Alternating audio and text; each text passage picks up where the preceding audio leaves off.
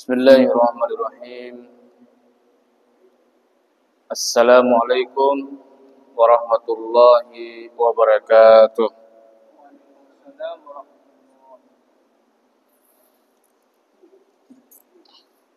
Alhamdulillah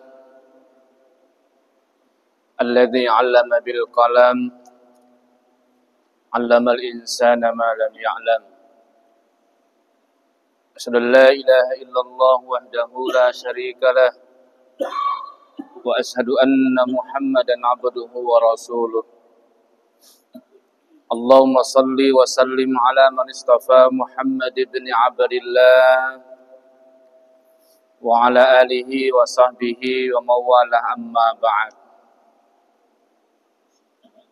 Ma'asyiral muslimin, jamaah salat maghrib, as'adakumullah. Alhamdulillah, mari kita senantiasa bersyukur kepada Allah Subhanahu wa taala atas segala nikmat yang dicurahkan kepada kita, baik itu nikmat kesehatan, kesempatan, lebih-lebih nikmat iman. Kemudian salawat dan salam kita senantiasa haturkan kepada baginda Nabi besar Muhammad sallallahu alaihi wasallam. Jemaah yang dirahmati Allah Subhanahu wa taala, mari kita lanjutkan pembahasan kitab Daqaiqul Akhbar, yaitu pada saat ini kita akan bahas bagian bagaimana keadaan 7 surga.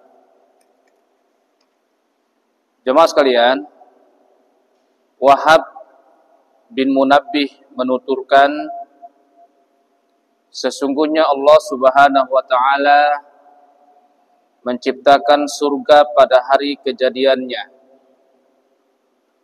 Luasnya menyamai luas langit dan bumi. Arduha kama kas-samawati wal ard. Iya. Sedangkan panjangnya tak seorang pun yang mengetahuinya kecuali Allah sendiri. Ini kalau tadi luasnya ada disebutkan di dalam surah Al-Baqarah itu. Wasari'u ila magfiratin min rabbikum. Ya. Wa jannatu arduhas samawati wal ard. Ya. Ketika hari kiamat tiba, ketujuh bumi dan langit akan sirna. Jadi kiamat pada yakni langit dan bumi akan menjadi satu, sirna, tidur seperti ini bentuknya. Keduanya akan menjadi salah satu halaman di surga dan luasnya akan meluas sesuai jumlah penghuninya. Ya. Tidak hanya itu, surga juga memiliki 100 tingkatan. Jarak dari satu tingkatan ke tingkatan berikutnya setara dengan 500 tahun perjalanan kaki di muka bumi ini. Di dalam surga terdapat sungai-sungai dan air yang sangat jernih mengalir di bawahnya. Buah-buahan segar tergantung dan segala sesuatu yang memuaskan jiwa para penghuninya serta menyenangkan setiap mata yang memandangnya. Jadi kaki ampuh gambaran luarnya nih. Jadi setiap orang yang memandangnya pasti akan menyegarkan matanya. Ya. Selain itu, di dalamnya juga terdapat perawan-perawan suci. Mereka bidadari-bidadari jelita yang diciptakan dari cahaya. Mereka tampak laksana permata yakut dan marjan. Mereka sangat sopan dan senantiasa menundukkan pandangannya. Mereka tidak pernah memandang seorang pun selain suami mereka sendiri. Mereka tidak pernah disentuh oleh siapapun kecuali suami-suami mereka. Bahkan setiap kali suami-suami mereka hendak menyetubuhi mereka, niscaya si suami akan menghadapi mereka dalam keadaan selalu perawan. Ya, dia itu kepala kondisi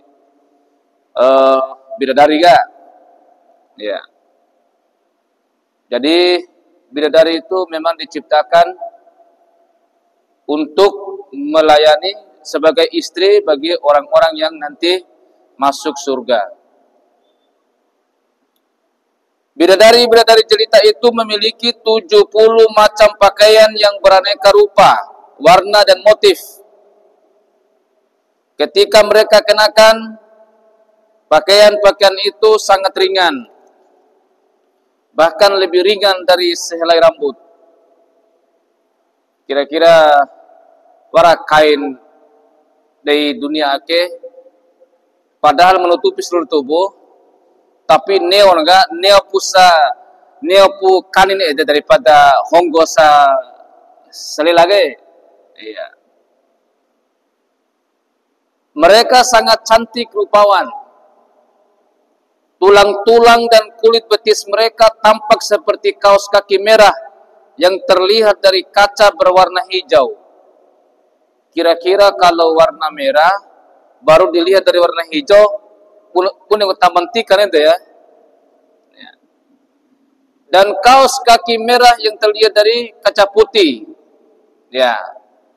Sedangkan kepala setiap orang dari mereka bertaburkan mutiara-mutiara yang bertahtahkan yakut teristimewa. Jadi yakut itu adalah permata dari surga, permata surga. Ya, apalagi ini adalah yang diambil adalah yang teristimewa, yang ditaburi kepada kepala daripada bidadari ini. Nah, itu gambaran bagaimana ya untuk orang-orang nanti penghuni surga. Kemudian bagaimana pintu-pintu surga itu? Ibnu Abbas radhiyallahu an menuturkan surga memiliki 8 pintu dari emas yang ditaburi mutiara. Pintu yang pertama tertulis kalimat La ilaha illallah Muhammadur Rasulullah. Pintu itu adalah pintu para nabi dan rasul serta para syuhada dan dermawan. Jadi termasuk dermawan.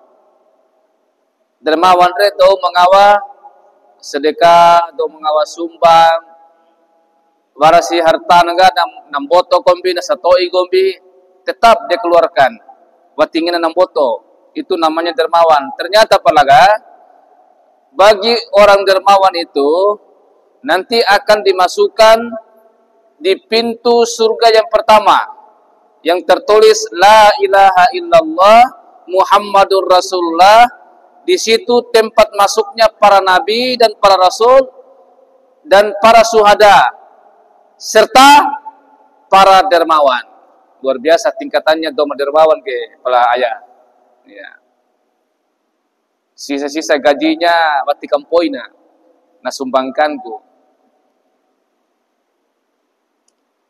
Kemudian pintu kedua merupakan pintu masuknya orang-orang yang taat menjalankan sholat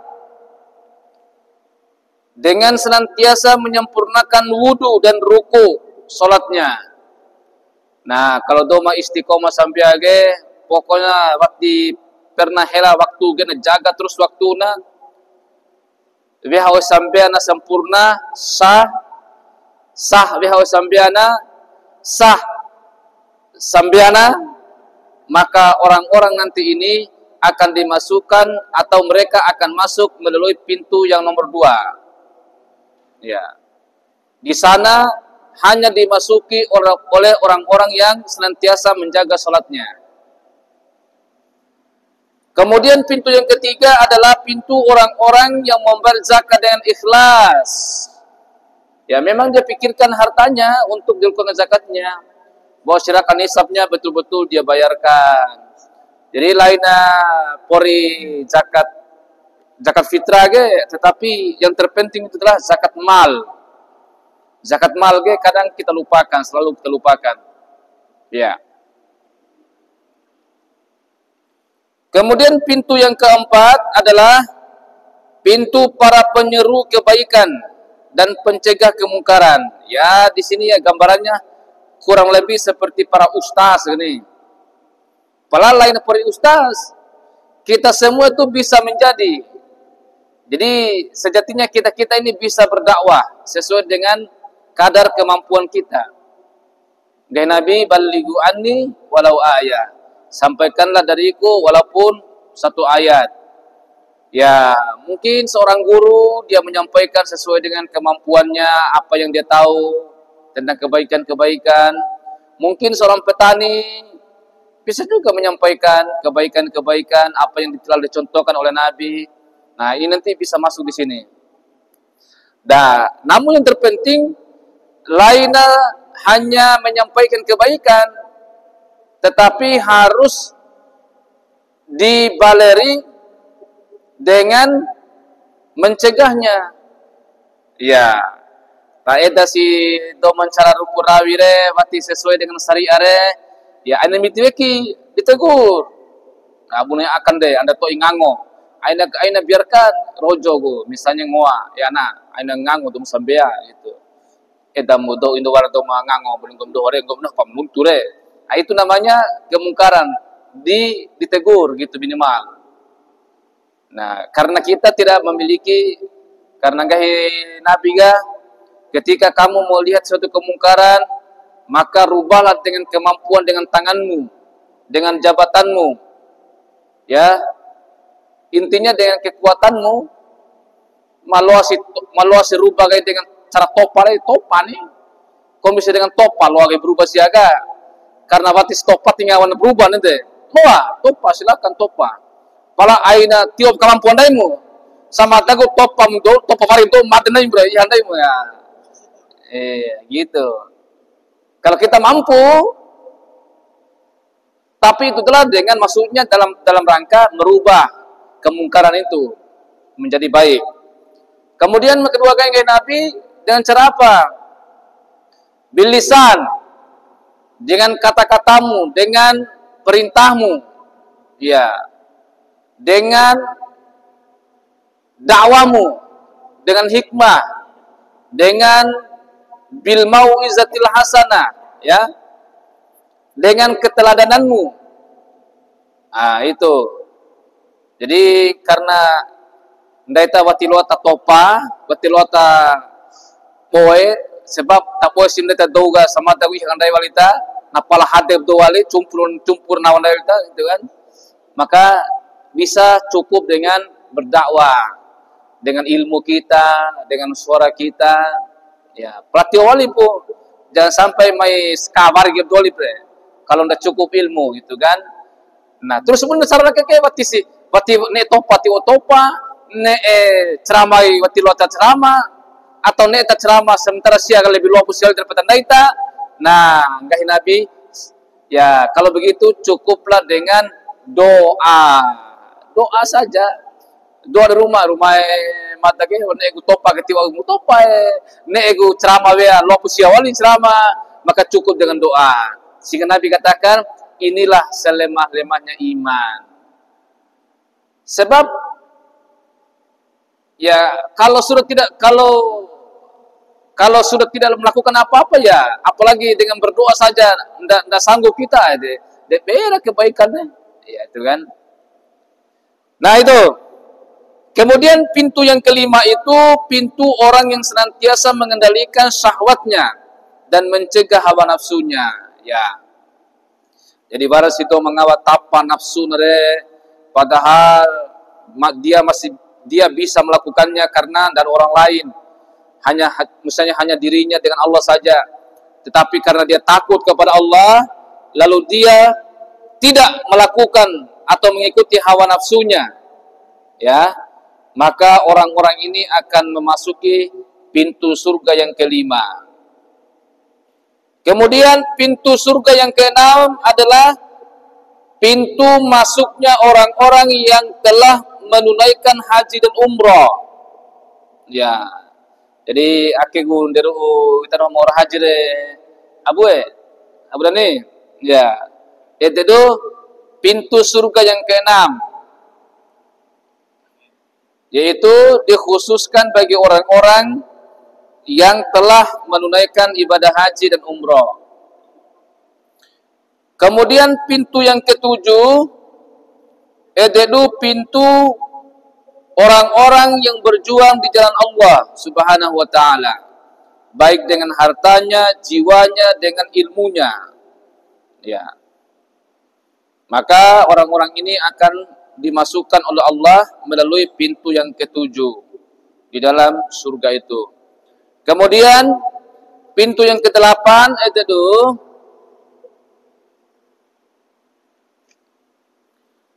pintu bagi orang-orang yang bertakwa, yaitu orang-orang yang senantiasa menahan pandangan matanya dari hal-hal yang diharamkan dan melakukan berbagai macam perbuatan baik, serta berbakti kepada kedua orang tua, menyambung silaturahim, dan lain-lain. Nah, ini adalah pintu-pintu nanti yang akan dimasuki orang tadi, yaitu pintu ke-8 dalam surga itu. Sementara surga terdiri atas 8 macam. Akan ada warung buah pintu. Nah, ini ada 8 macam surga itu. Yang pertama, itu Darul Jalal, yaitu surga yang dibangun dari mutiara putih. Kemudian Darussalam, surga yang dibangun dari yakut merah. Kemudian yang ketiga, Jannatul Ma'wa, itu surga yang dibangun dari Zabarzat hijau. Kemudian Jannatul Khuldi, surga yang dibangun dari marjan merah. Kemudian Jannatul Na'im, surga yang dibangun dari perak putih. Jannatul Firdaus, yaitu surga yang dibangun dari emas merah. Kemudian yang keenam, Jannatul Adan, ada pula Jannatul Adnir nih, surga yang dibangun dari intan putih. Dan yang ke-8 yaitu Darul Qarar, yaitu surga yang dibangun dari emas merah. Ya. Pusat dari seluruh surga adalah Darul Qarar, yang terletak di bagian paling tinggi dan di atas semua surga. Ya. Ia mempunyai 2 pintu, satu dari emas dan satunya lagi dari perak. Jarak antara kedua daun pintu itu sepanjang jarak dari langit ke bumi. Setiap bangunan di dalamnya terbuat dari batu bata emas dan perak. Tanah permukaannya dari misik. Debunya dari anbar. Rumputnya dari za'faran. Istana-istananya dari mutiara. Kamar-kamarnya dari yakut. Dan pintu-pintunya dari jauhar. Ya. Di dalamnya juga terdapat beberapa sungai. Di antaranya ada sungai Rahmah. Air sungai ini mengalir ke seluruh penjuru surga. Batu-batunya terbuat dari mutiara putih yang lebih putih dari embun dan lebih manis dari madu. Kemudian ada sungai Kausar, yaitu sungai Nabi Muhammad, yang pepohonan dan sekitarnya, pepohonan di sekitarnya tercipta dari intan dan yakut. Kemudian ada sungai Kafur. Ada tuh Kafura dari surah apa tuh yang biasa baca, surah Khalaqal Mauta wal Hayata, surah apa namanya itu, Al-Mulk. Ya. Kemudian ada sungai Tasnim. Ada sungai Salsabila Dari surah apa nih?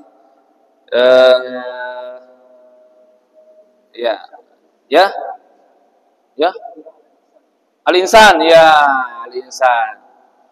Banyak sebenarnya sebenarnya disebutkan juga itu. Bukan, ada juga dari surat lain. Kemudian sungai Rahiqul Maktum. Nah, inilah nanti nama bukan surat, sungai. Sungai Rahiqul Maktum. Ini Rahiqul Maktum itu adalah semacam penutup arak namanya itu. Maktum itu adalah penutup. Rahiq itu arak. Tapi jangan bayangkan arak seperti pun arak mabuin, kayak itu. Tapi di sana begitu, memang arak itu puncak kenikmatan di sana. Iya. Iya, ini untuk kenikmatan penghuni surga ini. Makanya ada tuh nanti kitab yang kita bahas nanti setelah ini, Sirah Nabawiyah itu namanya Ar-Rahiq Al-Maktum namanya. Itu kitab itu keren sekali. Misalnya itu nanti yang kita bahas selanjutnya setelah ini. Selain sungai-sungai besar tersebut, masih banyak lagi sungai-sungai kecil. Itu tadi yang sungai-sungai besar itu. Ada lagi sungai-sungai kecil. Ya. Yang tidak terhitung jumlahnya. Ada sebuah kabar menyebutkan Nabi Muhammad SAW bersabda, pada malam perjalananku ke langit saat Isra itu, telah diperlihatkan kepadaku seluruh surga. Aku melihat di dalamnya terdapat 4 jenis sungai, yaitu sungai-sungai dari air yang jernih dan tidak berubah warnanya, sungai-sungai dari susu yang tidak pernah berubah rasanya, sungai-sungai dari khamar yang lezat. Jadi hamarnya ke surga ke lezat sih. Arah ke warapai bona haram wali wali itu, iya kan? Dan sungai-sungai dari madu yang sangat bening. Jadi madu aka surga, aka mati sampur budak ke madu na, niwana, tapi malah bening. Ya. Sebagaimana disebutkan di dalam firman Allah, fiha anharun min ma'in ghairi asinin wa anharu min labanin lam yatagayyar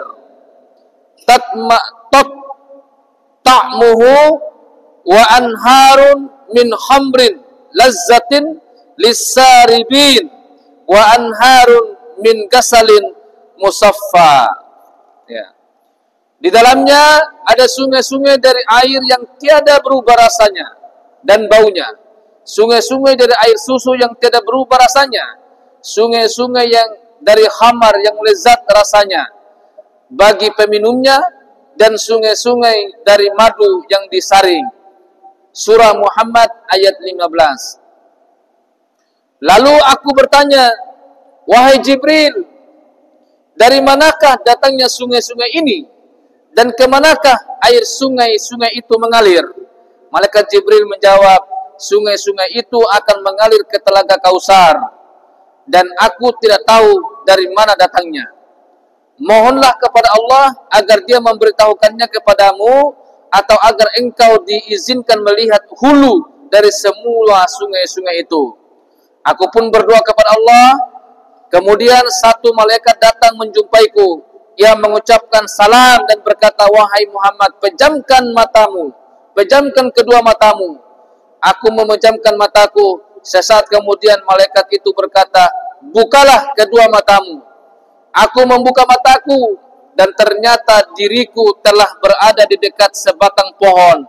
Aku melihat di sebelah pohon itu terdapat sebuah kubah dari intan yang putih.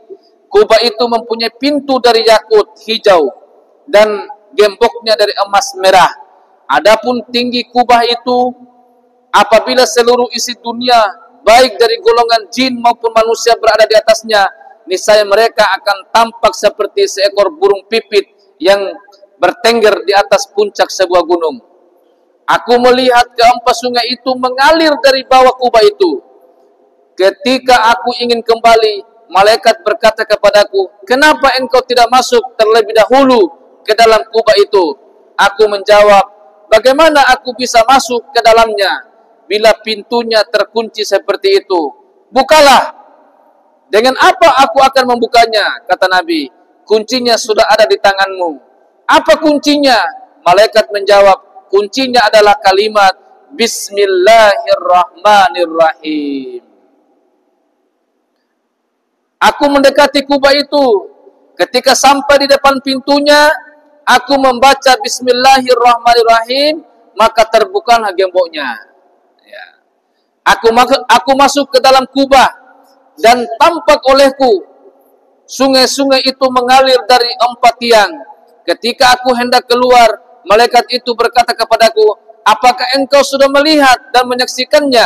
Ya, coba lihatlah sekali lagi. Sewaktu aku melihatnya, aku melihat pada ke-4 tiang kubah itu tertulis kalimat Bismillahirrahmanirrahim. Aku melihat sungai air keluar dari huruf mim dan lafaz bismi. Jadi bismillah itu kan bismi.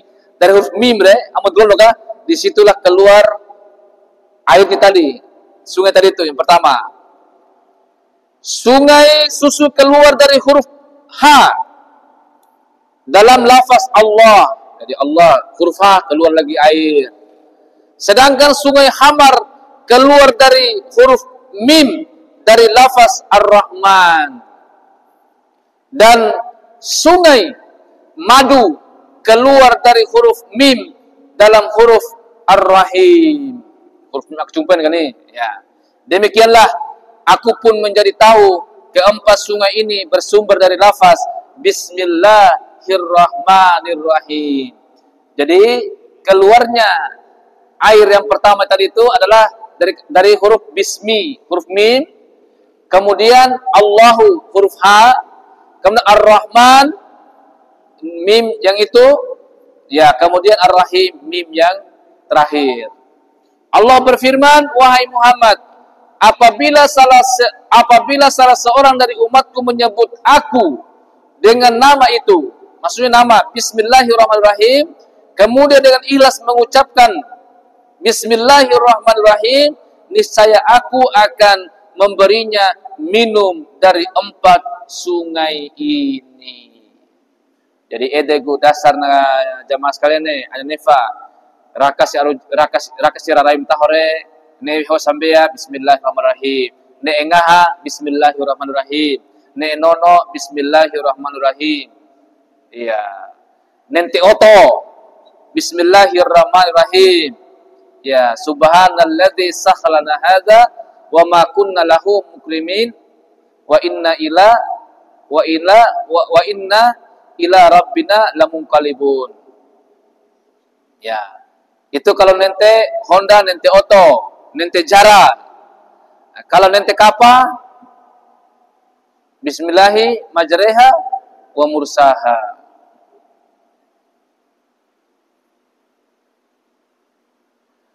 Ada sebuah riwayat mengatakan Allah akan memberi minum para penduduk surga dengan air dari sungai, air pada hari Sabtu, dengan madu, air sungai madu pada hari Minggu atau hari Ahad, dan dengan susu dari sungai susu pada hari Senin.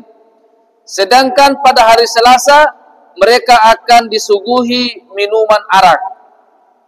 Setelah minuman arak, para penduduk surga mabuk. Ya, mabuk ni pelalannya mabuk punya tereke, caru mabuk. Setiap kali mabuk, mereka akan terbang selama 1000 tahun hingga sampai ke sebuah gunung besar yang terbuat dari misik, terharum dan paling murni, dan di bawahnya mengalir sungai Salsabil. Kemudian mereka meminum air sungai Salsabil itu pada hari Rabu. Setelah itu mereka terbang lagi selama 1000 tahun hingga sampai di sebuah istana yang berjurang tinggi. Di dalam istana itu terdapat tahta-tahta yang tingginya dan gelas-gelasnya yang terletak di dekatnya sebagaimana yang disebutkan dalam Al-Quran, fiha ainun jariyah, fiha sururun martu'ah, wa akwabum mardu'ah. Di dalamnya ada mata air yang mengalir, di dalamnya ada tahta-tahta yang ditinggikan dan gelas-gelas yang terletak di dekatnya. Al-Ghashiyah ayat 12 sampai 13. Lalu setiap orang dari mereka duduk di atas satu tahta. Tak lama kemudian di depan mereka dihidangkan minuman-minuman dari zamzabil. Ya, di sini diartikan jahe. Zamzabila, masih kan al-Ghashiyah. Ya, mereka pun meminumnya. Peristiwa itu terjadi pada hari Kamis. Jadi warna gua akan ditempuh hari Sabtu, hari Ahad, hari Senin, Selasa. Nah, sekarang mereka nanti akan meminum zalzabil ini pada hari Kamis. Tiba-tiba awan yang sangat putih akan menghujani mereka dengan mutiara-mutiara yang sangat gemerlap selama 1000 tahun. Lalu mereka terbang lagi selama 1000 tahun hingga sampai ke tempat orang-orang yang benar. Peristiwa ini terjadi pada hari Jumat. Kemudian mereka duduk di depan sebuah meja hidangan yang kekal abadi dan disuguhkan di meja itu minuman Rahiq al-Makhtum. Akhir Rahiq al-Makhtum ini ya, dalam sebuah tempat yang ditutup dengan misik. Mereka pun membuka tutupan tersebut dan meminumnya. Nabi Muhammad SAW bersabda, mereka itulah orang-orang yang senantiasa berbuat kebajikan dan menjauhi kemaksiatan. Nah, selanjutnya bagaimana pohon-pohon di surga? Ya. Ka'ab radhiyallahu an bercerita, aku bertanya kepada Rasulullah tentang pepohonan surga. Beliau menjawab, pohon-pohon surga itu tidak pernah kering dahan-dahannya, tidak pernah rontok daun-daunnya, dan tidak pernah busuk buah-buahnya. Anda gune maka sampuan juga. Jadi tidak pernah layu, tidak pernah rontok, tidak pernah berguguran. Pohon surga yang paling besar adalah pohon tuba. Akar pohon ini terbuat dari intan, batangnya dari yakut, dahannya dari zabarzat, daunnya dari sutra sundus. Pohon ini memiliki 70.000 dahan dan setiap dahannya menyentuh aras. Adapun dahan-dahannya yang paling rendah menjulur sampai ke langit dunia. Cabang-cabang pohon itu menjulur ke seluruh Hamar, Kubah, dan Bilik yang ada di sungai hingga meneduhi siapa saja yang berada di dalamnya. Pohon-pohon itu mengeluarkan buah-buahan sungai, buah-buahan sesuai dengan keinginan dan kesukaan semua penghuninya. Perumpamaan pepohonan surga yang seperti itu sebagaimana matahari dunia. Ia berada di langit tetapi sinarnya sampai ke segala penjuru dunia. Ali bin Abi Thalib radhiyallahu an berkata, berdasarkan beberapa kabar, aku yakin pepohonan surga itu terbuat dari perak. Adapun daunnya, sebagian ada yang terbuat dari perak dan sebagian lagi ada dari emas. Apabila akar pepohonan surga itu tercipta dari emas, dahan-dahannya terbuat dari perak. Sebaliknya, apabila akarnya dari perak, dahan-dahannya dari emas. Kalau di dunia, akar-akar pepohonan berada di dalam bumi dan dahan-dahannya menjulung keluar ke langit. Hal itu terjadi karena dunia merupakan tempat kerusakan. Berbeda dengan pepohonan surga, akar-akarnya menjulang ke angkasa dan dahan-dahannya menjulur ke bumi. Sebagaimana diterangkan di dalam Al-Quran, Allah Subhanahu wa Ta'ala berfirman, kutufuha daniyah, kulu washrabu hani'a bima aslaftum fil ayyamil khaliyah.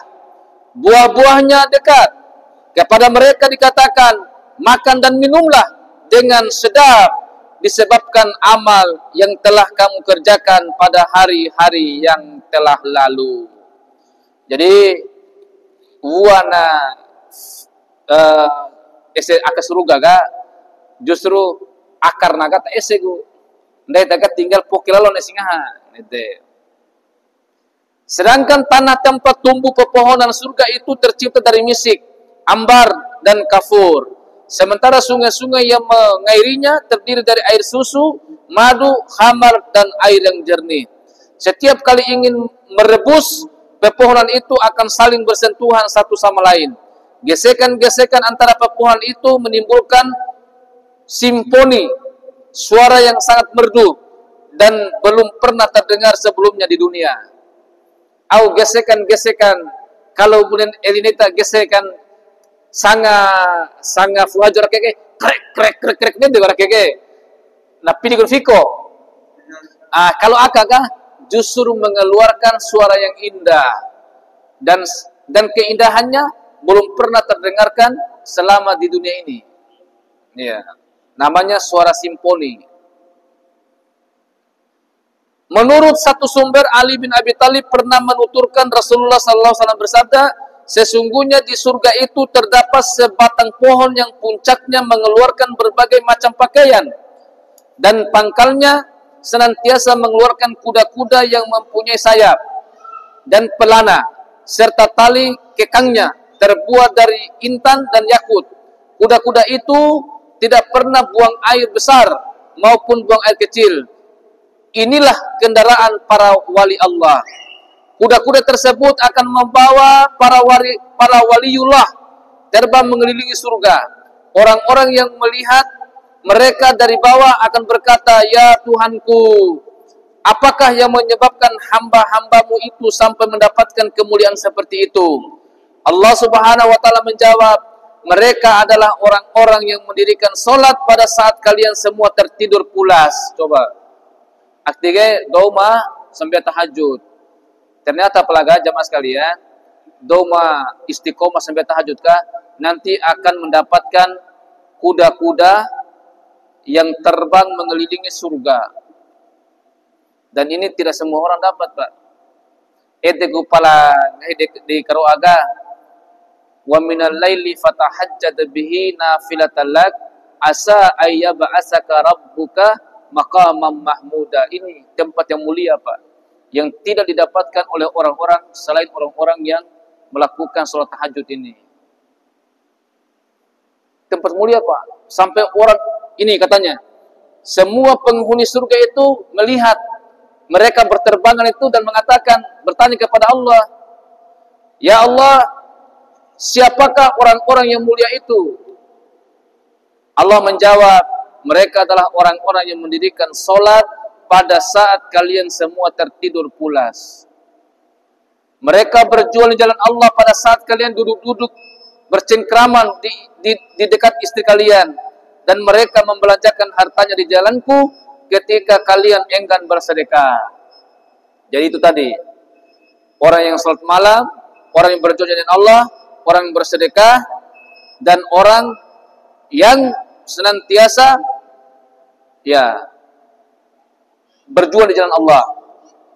Kemudian Abu Hurairah mengatakan, sesungguhnya di dalam surga terdapat sebuah pohon yang apabila seorang penunggang kuda berjalan di bawah bayangannya selama 100 tahun pun tidak akan sampai ke ujung bayangan tersebut, sebagaimana dijelaskan dalam Quran, wa zillin mamdud wa ma'in maskub wa fakihatin kasirah la maktu'ah wa la mamnu'ah, dan naungan yang terbentang luas dan air yang tercurah dan buah-buahan yang banyak yang tidak berhenti buahnya dan tidak terlarang mengambilnya. Surah Al-Waqiah ayat 30 sampai 33. Nah, jamaah sekalian Allah Subhanahu wa taala, maksud dari naungan yang terbentang luas yang disebutkan dalam ayat ini adalah sebagaimana waktu yang panjangnya bayangan di dunia, yaitu pada waktu sebelum terbitnya matahari dan sesudah terbenamnya matahari sampai hilangnya mega. Itulah gambaran tentang bagaimana dan kapan Allah menjalankan sebuah bayangan pohon surga tadi. Allah berfirman, "Alam tara ila rabbika kaifa maddaz zillah." Apakah kamu tidak memperhatikan penciptaan Tuhanmu, bagaimana dia memanjangkan bayangan-bayangannya? Rasulullah pernah bersabda, dengarkanlah, aku akan memberitahu kalian salah satu waktu yang menyerupai dengan beberapa waktu di surga kelak. Waktu tersebut adalah waktu sebelum terbitnya matahari. Bayangan pada waktu itu memanjang, rahmatnya meluas, dan berkahnya tumpah ruah. Nah, akhirnya kepala maksudnya ke jamaah sekalian, kenapa orang tua kita itu aina awak mau subuh ke dalam subuh, awak sampai subuh gini, aina maru. Di situ kita gunakan untuk mengambil kebaikan, zikir, lakukan aktivitas. Karena ini kata Rasulullah, bayangan pada waktu itu adalah memanjang, rahmatnya meluas. Coba Pak, rahmatnya meluas dan berkahnya tumpah ruah. Tidak ego kita mendapatkan rahmatnya Allah Pak. Malu pun hemat pendek, mori untuk mendapatkan rahmat Allah, sehingga ama subuh dek kundak dindai gerah pakaian ure. Aina maruai apalagi waktu pola baru. Konen gue sampai subuh, waktu maru wali, nak kantagaigu. Karena di situ kita mendapatkan rahmat Allah situ begitu banyak di situ, begitu luas di situ, dan berkahnya akan ditumpahkan di situ. Aina maru sitiraka gitu. Apa aja kali? Berarti putu maru, berarti itu sampai subuh nih ya. Nah, jamaah sekalian Allah Subhanahu Wa Taala. Nah, insyaallah pada pertemuan selanjutnya, yaitu pertemuan terakhir, nanti kita akan bahas para bidadari surga dan penghuni surga dan kenikmatannya. Nah, karena waktulah yang memisahkan kita pada kesempatan ini, mari kita membaca doa kafaratul majelis. Subhanakallahumma wa bihamdik, asyhadu an la ilaha illa anta, astaghfiruka wa atubu ilaik. Akhiru da'wana summa wassalamu alaikum warahmatullahi wabarakatuh.